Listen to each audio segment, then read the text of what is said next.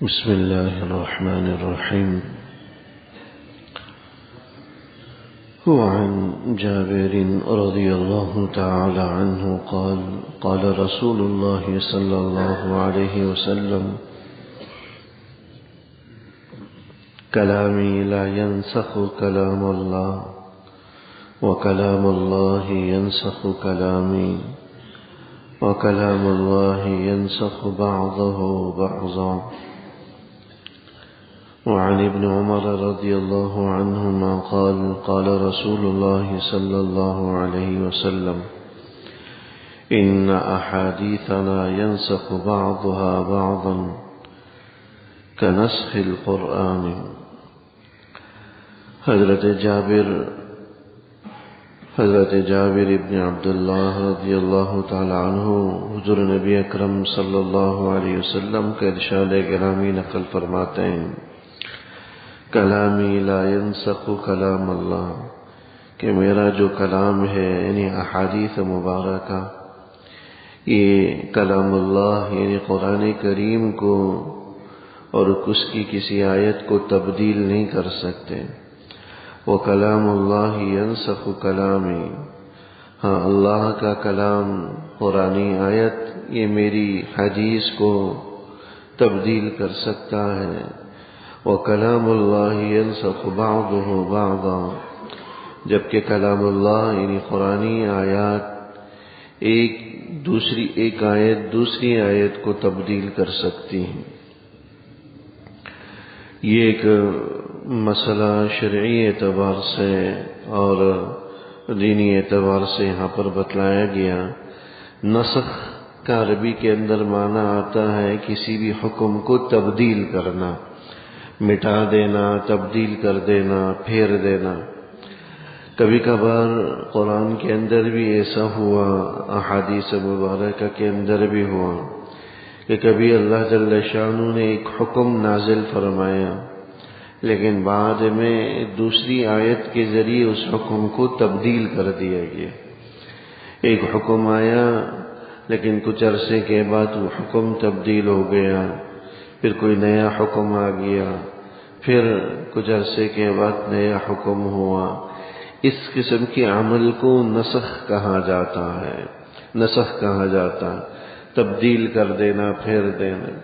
تو اس حدیث کے اندر یہ بیان کیا جا رہا ہے کہ قرآنی آیت یہ احادیث مبارکہ کے ذریعے قرآنی آیات کو تبدیل نہیں کیا جا سکتا، چونکہ قرآن کا جو حکم ہوتا ہے وہ حدیث کے مقابلے میں کہیں زیادہ قوی اور مضبوط ہوتا ہے۔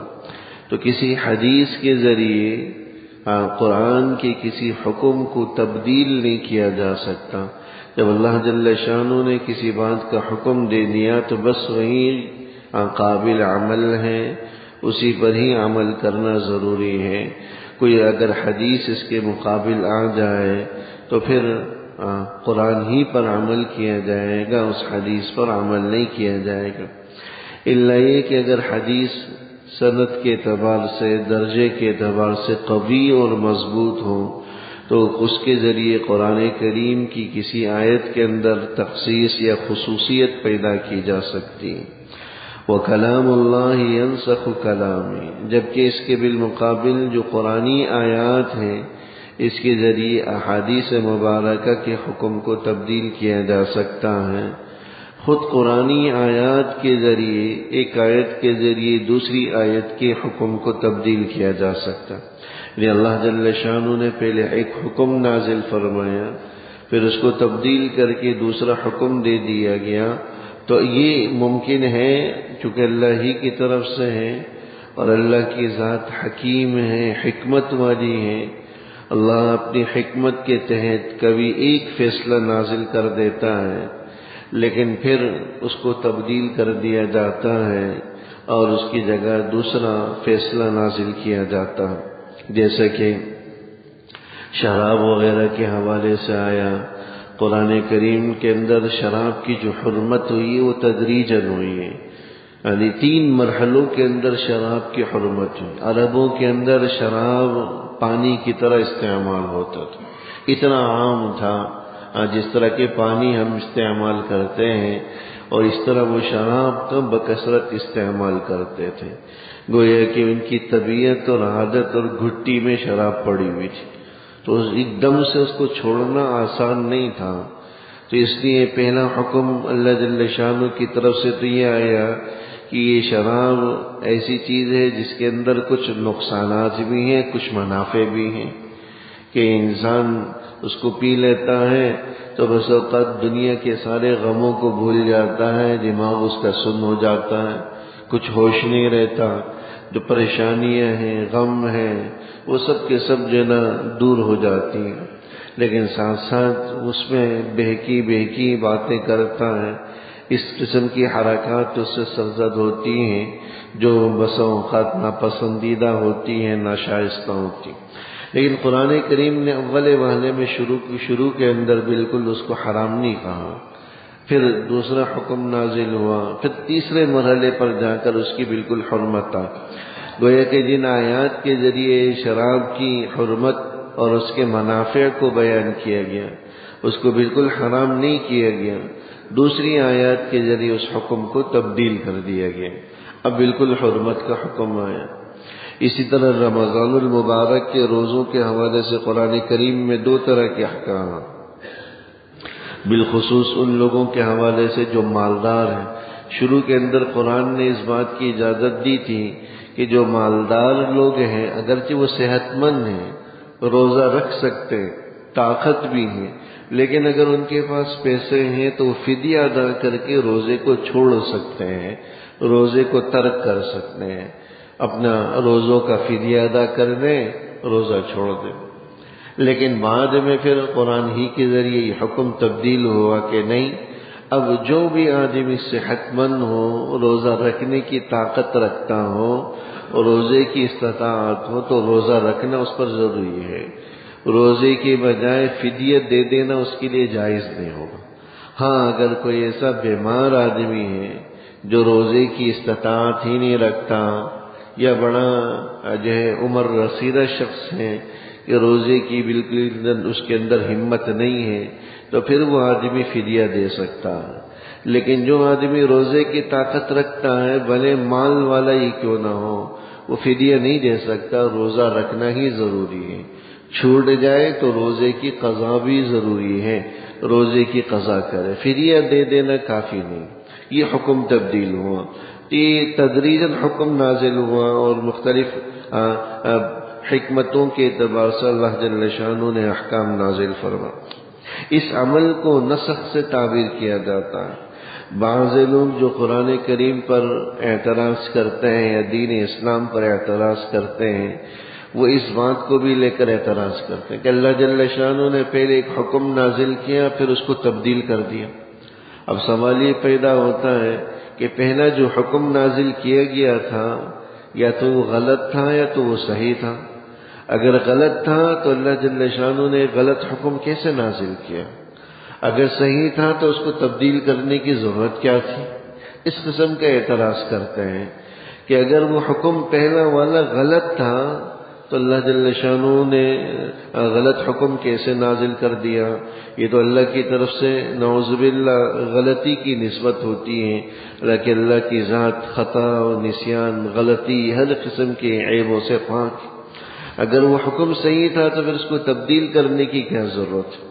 تو یاد رکھیے گا کہ اللہ جل شانہ جس طرح احکم الحاکمین ہے، سب سے بڑے حاکم ہے، سب سے بڑے حکمران ہے، ایسے ہی اللہ کی ذات حکیم بھی ہے، حکمت والی.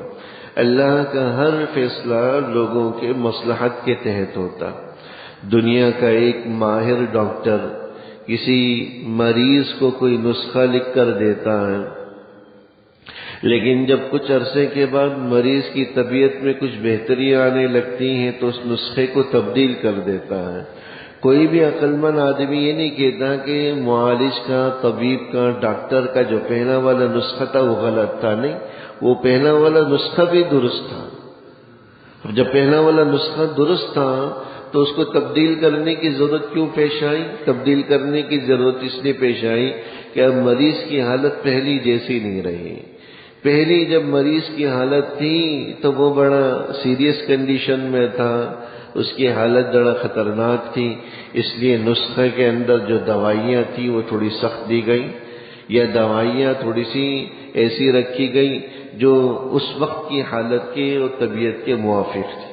لیکن جب بہتری آنے لگی یا دیکھا کہ بالکل پہلے والی دوائی سے تبدیلی نہیں آ رہی، تو اب حکم تھوڑا سا تبدیل ہو گیا، نسخہ تبدیل ہو گیا، ڈاکٹر اور معالج نے دوائیں چینج کر دی، دوائیاں تبدیل کر دی۔ تو عام سی بات ہے، حالانکہ پہلے بھی دوائی درست تھی، دوسری بھی درست تھی۔ پہلی والی دوا پہلی حالت کے مطابق تھی، دوسری دوا دوسری حالت کے مطابق تھی۔